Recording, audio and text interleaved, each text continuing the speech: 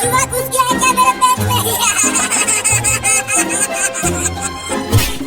हाँ, मिल गया पैसा। अब ढेर सारे पटाखे खरीदूंगा इस पैसे से। अब चलता हूँ पटाखा खरीदने।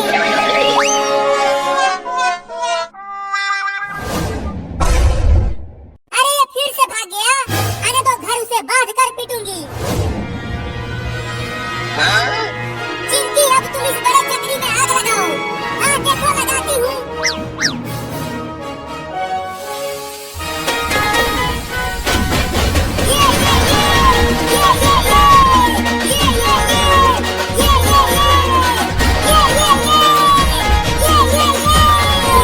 कितना मजा आ रहा है चिंटू कूदने में।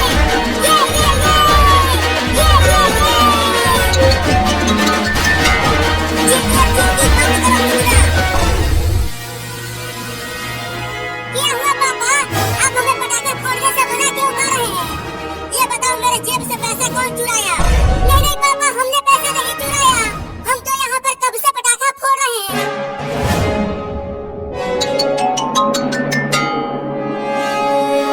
चिंटू, ये देखो, मैं भी पटाखे खरीद कर ले आया। पापा देखो, बाबू ने आपका पैसा चुराया है। और देखो, उससे पटाखे खरीद कर लाया है।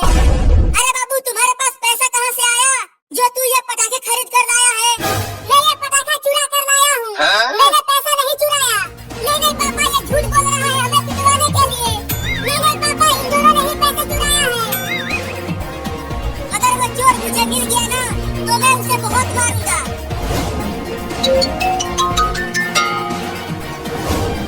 देखो चिंटू और चिंकी, अब मैं इन पटाखों को फोड़ूंगा। देखो, दिवाली बम हमें भी दे दो ना बाबू। चल भाग, इस दिवाली बम को मैं फोड़ूंगा। अरे तुम अभी छोटे हो, उसे फोड़ोगे तो जल जाओगे। तुम दोनों देखो मैं इसे कैसे फोड़ता हूँ। अरे मत फोड़ो, वो दिवाली बम है। चल हट। चिंकी, चलो अब हम दूर हट जाते हैं।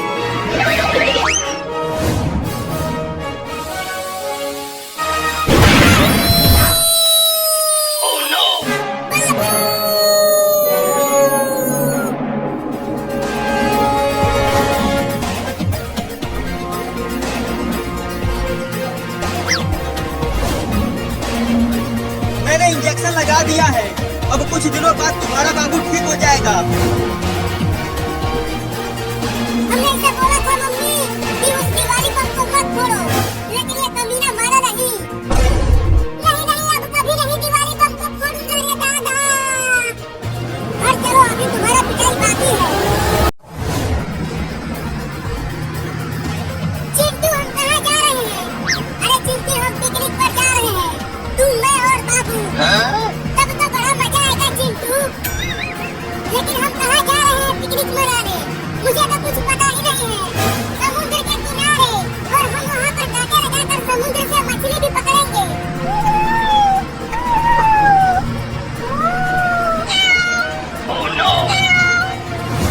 अरे वो देखो, रोड पर एक बिल्ली रास्ता पार कर रही है। बाबू, उस बिल्ली के बच्चे को टेम्पो से ठोकना मत। नहीं, मुझे बिल्ली के बच्चे तो बहुत पसंद है। मैं उनके साथ खेलता हूँ तो कुचलूंगा क्यों?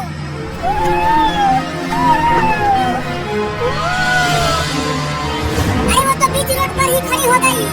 अब तो पता टेम्पो से कुचल जाएगी। रुको, साइड से निकालता हूँ टेम्पो को।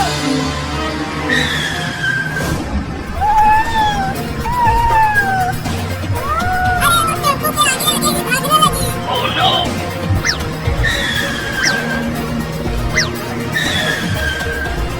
जिधर टेम्पो जा रहा है उधर ये बिल्ली का बच्चा भी जा रहा है। अरे बिल्ली का बच्चा हट जा आगे से, नहीं तो टेम्पो से कुचल कर मर जाएगा तू।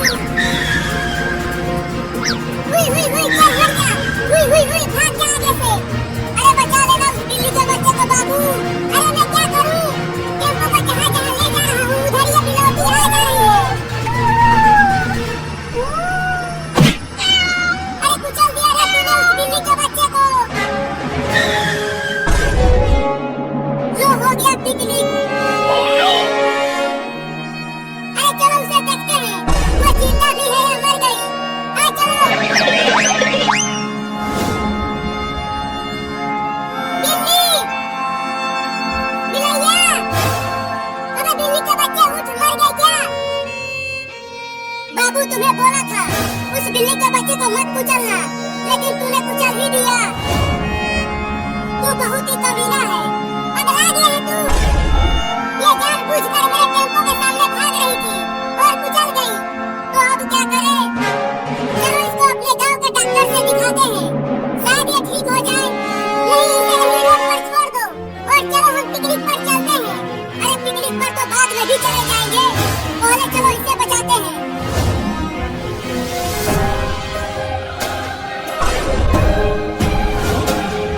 अरे वो देखो, लगता है वो इस बिल्ली के बच्चे की माँ है। वो हमारी तरफ तेजी से आ रही है। देखो वो बहुत गुस्से में है, लगता है अब वो हमें काटेगी।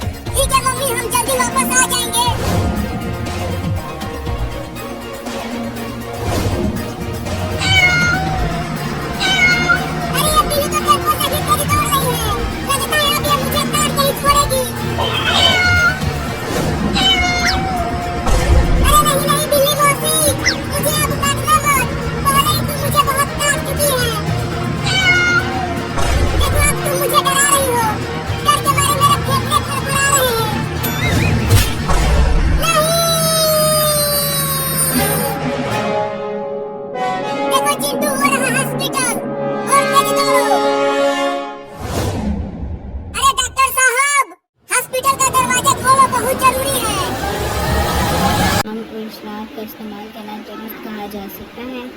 अल्लाह ताला का हुदूद का ख्याल इसे सोचने पर मजबूर करता है कि वो कम अज़ कम रमज़ान में अपने माल का हराम ज़ाया से पैदा ना करें और ना हराम काम में इस्तेमाल करें। यही एहसास आगे चलकर रमज़ान के अलावा भी इसे याद दिलाता है कि माल का ऐसे काम में लगाना जो अल्लाह के मुकर्रर की हुई हदूद के खिलाफ वर्जिश शुमार में हो दुरुस्त नहीं होता।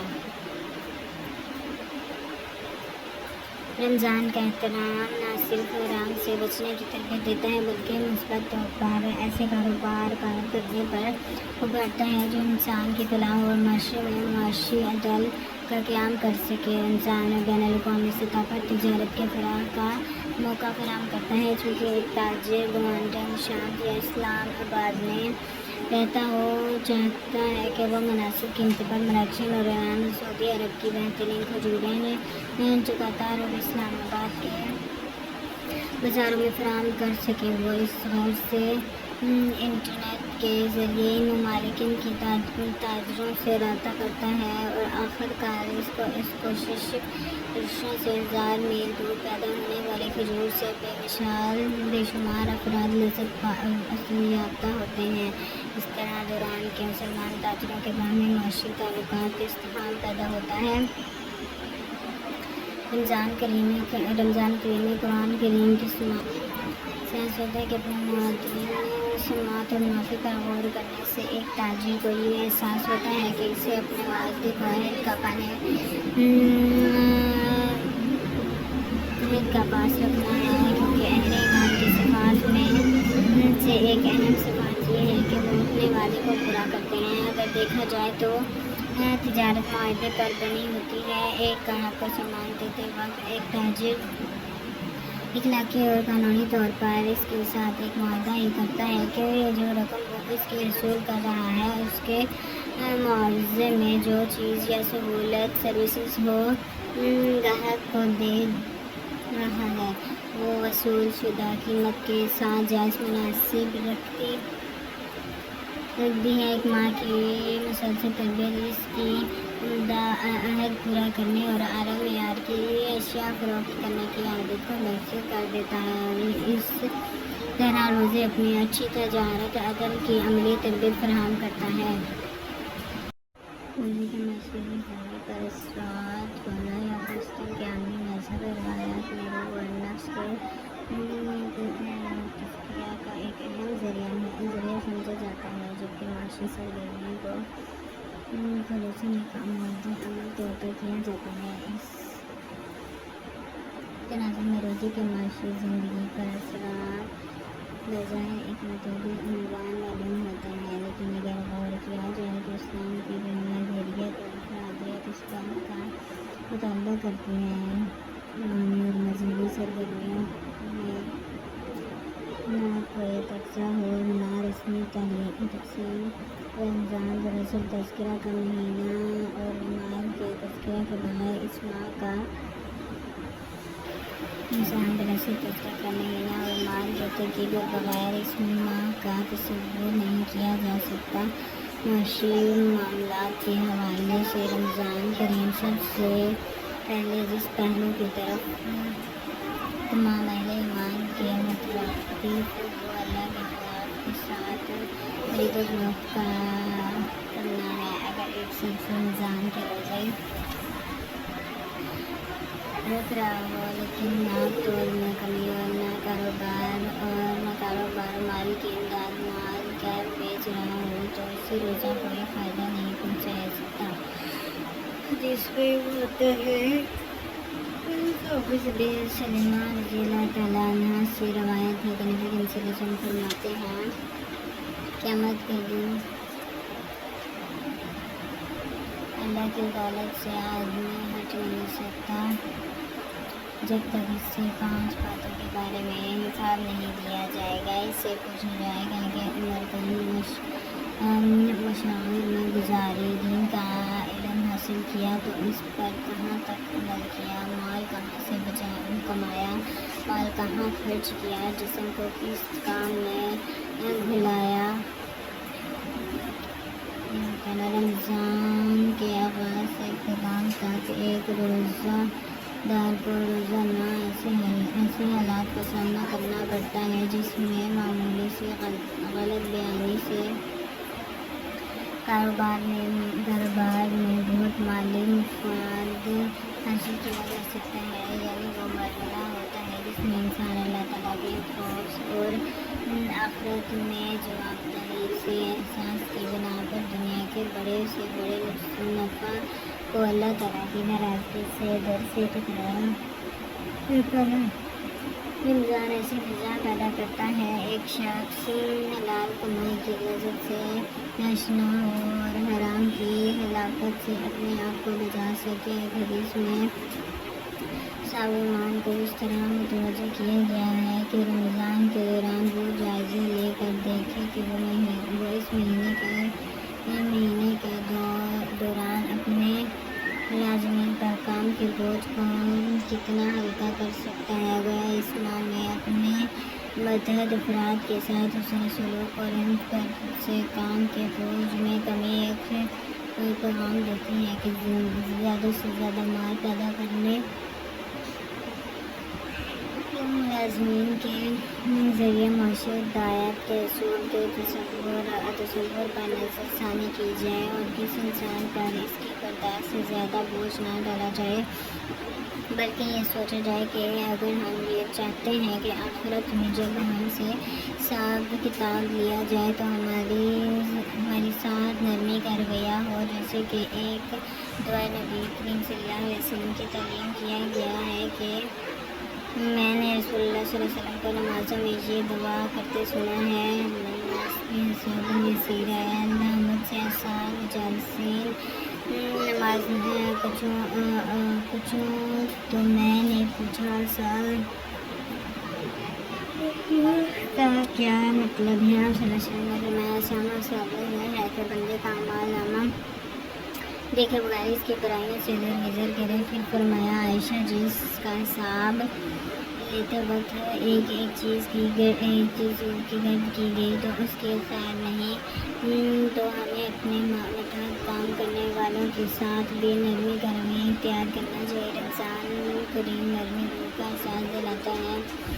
रमज़ान करीम में अगर ये ताजिर को अल्लाह का खौफ ना हो तो वो रोज़मर्रा के इस्तेमाल की अशिया के मांग को देख कर कीमत में इजाफ़ा कर देता है, लेकिन अगर वो अक्ल से काम ले और कीमत में इजाफ़ा करे तो सार्फिन में इसके माल की मांग ज़्यादा होगी और वो दुगनी चार गई और मकदार में अपना हाल फरोख्त करके ज़्यादा नफ़ा कमा सकता है। यानी कि रमज़ान के दौर में हुकूमत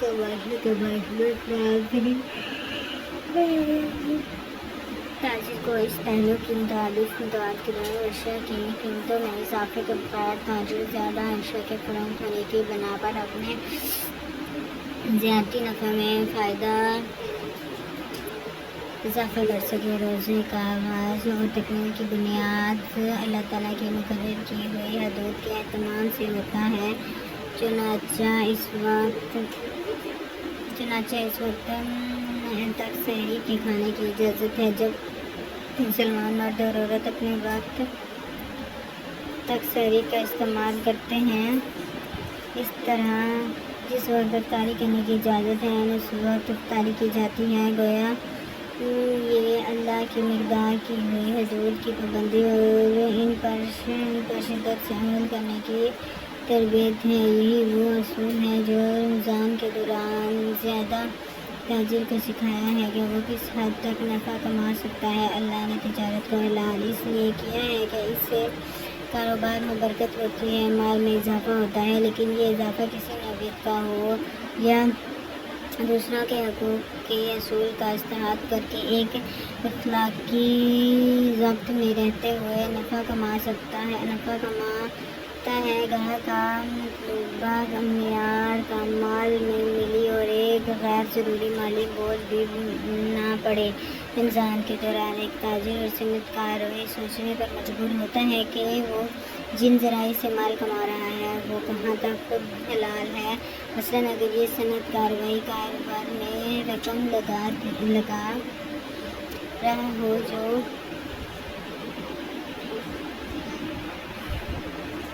शुबह या हराम हो, जिसे स्टॉक मार्केट में बाजारी लगाना या मस्जिद में से मुशावरे तैयार करके अफराद करना या ऐसे इश्तराक का इस्तेमाल जो फ़ाहिश और गैर अखलाकी हो से ड्रामों की तैयार करके या मजमून बना दिया जो अखलाक के मुनाफी हो, तो क्या इसका